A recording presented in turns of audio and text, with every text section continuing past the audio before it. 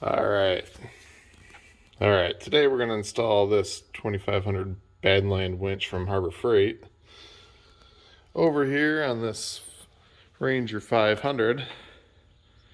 So let's get at it.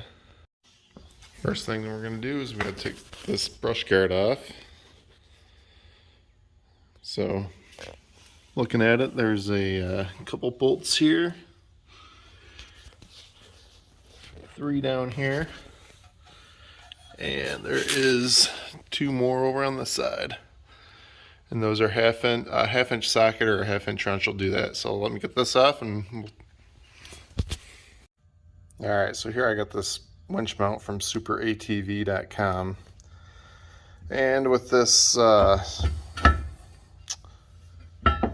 winch here, this winch doesn't line up very good because if you're off to the side holes here,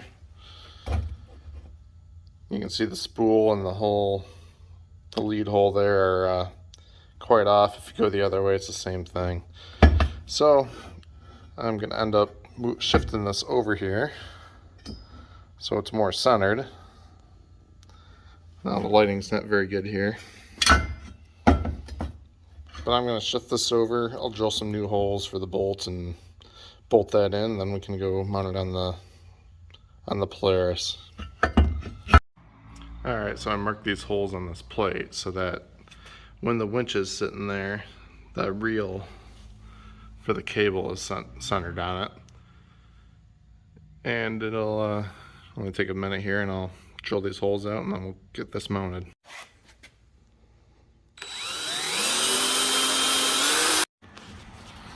Alright, so I got these holes drilled out. They line up pretty good. So we'll get this mounted to the plate and then we'll mount the plate back onto the Polaris.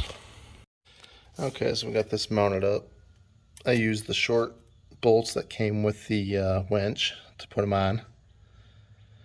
Flat washer, lock washer nut.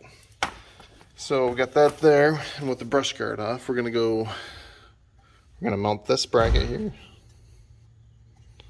to this bracket up here. Alright, so I mounted that on. As you can see, the bolt there. Now the bolts that come with the mounting plate have the washer kind of built in. These are actually 13, you need a 13 mil socket or a 13 mil wrench. I lied earlier about the half inch. It works, but you're sitting there fighting getting the bolt heads out of the socket constantly. So use a 13 mil. Alright, next step is we'll throw the brush guard back on. And then we can get into the wiring, I think. Alright, so with the brush guard back up, you can see the 2 bolts there, the 3 down here, and the 2 back on this side. We're going to take these that came with the mounting bracket. I'm going to go through the front here, put it on the back side, and then I'll stiffen that all up and give it some extra support. And then we'll have to put the rollers on here. Alright, so I forgot to mention this piece here. You gotta take this off. It's just 2 bolts that go there and there. You gotta take that off before you can put your brush guard back to the unit after the mounting plate's on, or else those bolts are gonna stick out and kind of hit there. And then these, I don't know, that kind of looks weird. Everything else is black. I'm gonna have to get some paint and paint those, I guess. But next step is you need this lead out, because this piece is going to go here, and then this is going to go like that. So you got that plate, and then that one. So I got to feed the lead through here. So we're going to pull on here. You can freewheel it. So you can pull this out. You turn this 90 degrees. Now I can pull some of the lead out, and then you need to pop this back into place. I don't know if you can see it, it's kind of hard. There's a little roll pin there that's going to line up in that slot, and that's where, and push it back in. That kind of locks it in place. Alright, so I got that first plate on. Those are mounted with the bolts from the mounting kit. So next step is I'll find the bolts for this, feed that through like that, and do the same thing. Alright, so I use the short ones from the Winch kit to mount to the mounting plate earlier, and I should have used the long ones, but it's not that big a deal. I'll just cut these down so they can fit through here, because right this side you can see I'm going to end up hitting that bracket, and then over here I'll end up hitting the bracket again. See, it doesn't, I don't get the depth there. That's my fault. Don't listen to me. This is what not to do.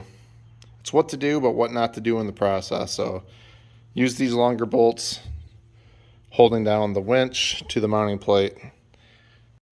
Alright, here we go. So the winch is all mounted up here. I ended up having some bolts on hand that would work here. So I'll put those through. You can see they're lock nutted on the back side. I'm going to go through and double check all my bolts, make sure they're all tight, make sure that's all set.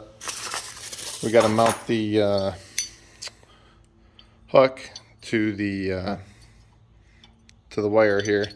All it is a cotter pin.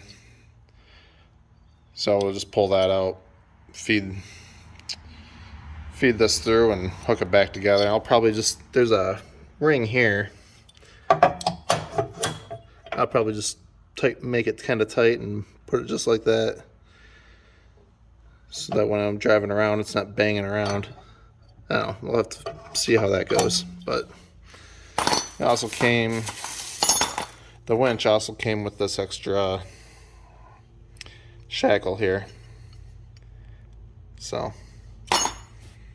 alright, so here's the wiring, the control box and the circuit breaker and stuff for the winch. So it's this is actually really simple.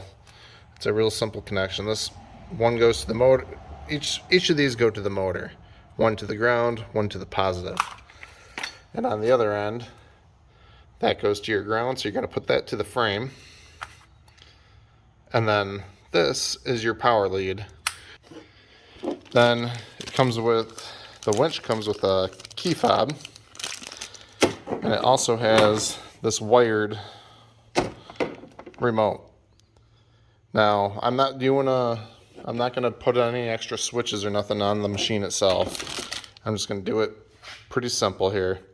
And odds are I'll probably use this 95% of the time, and if there's ever an occasion, I'll reach under and plug this into the box down below.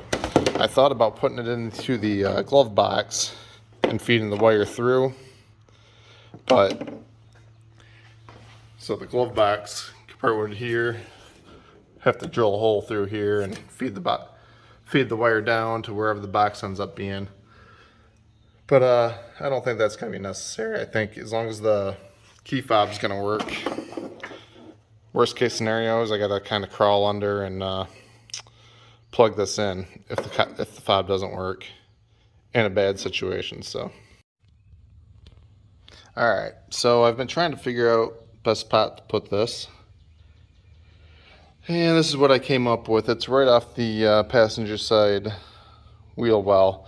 Well, mine has, I had added these mud flaps here that kind of go down and around.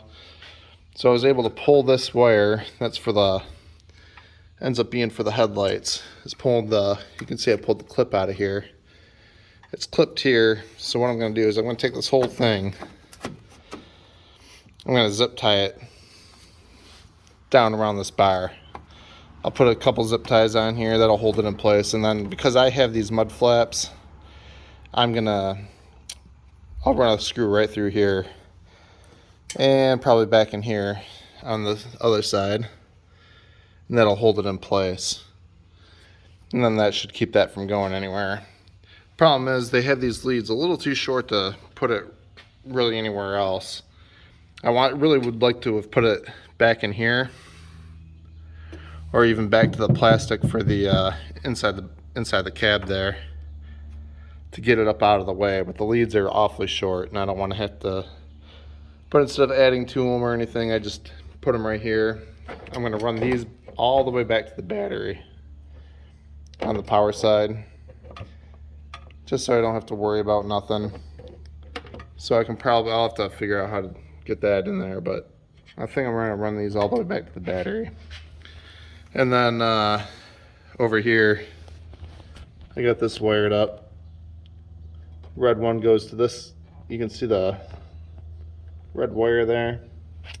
That's the positive, and then the front side is the negative, and that's the black there. So next step is I'll run those wires back to the batteries, and I'll let you guys know how that goes. So as you can see, I got that zip tied to the frame. I ended up putting the wires inside this split corrugated tubing, and I was able to fish it through a hole there where the drive shaft runs through. Now when I come around to the side here, you can see I pulled that floor panel up. Uses a T30 torx head bit. Pull that out of the way, and then I fished the cables or the wires off to the side there. Keep them out of the way of the drive shaft. You don't need that spinning and tearing up your wire. And I ran that back to the battery. So when you flip this up, you can see I ran it up against the frame. Used the zip ties on the circuit breaker there to hold that in there. And then get around to the other side here and show you where the wiring is. So down below here is the negative wire, and there's a lug that all the negatives go to. I just unbolted that and then put the negative there, and I put the positive right to the battery. And then trim off those zip ties. You don't need those snagging anybody if you have to reach your hand down there. Like I said, just keep your wires off to the side. I ended up zip tying them to a brake line. I believe they was running through there too.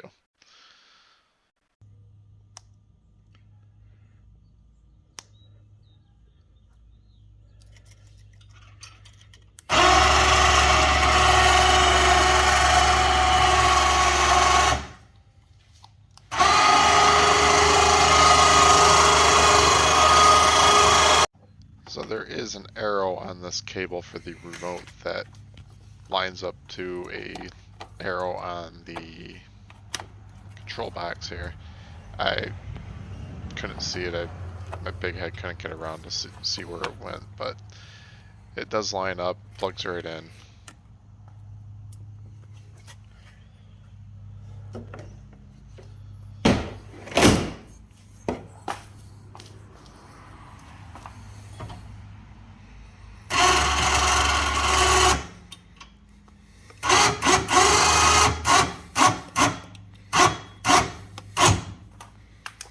So here it is, final install.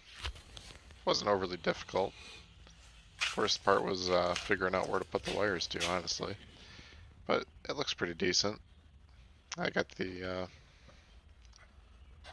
cover plate down there on the floorboards back in, and took it for a ride. Everything seemed fine. Ran it in and out a few times, but I think it looks alright. I'll probably end up painting those bolts there on the front. That still kind of bugs me. I'll probably paint them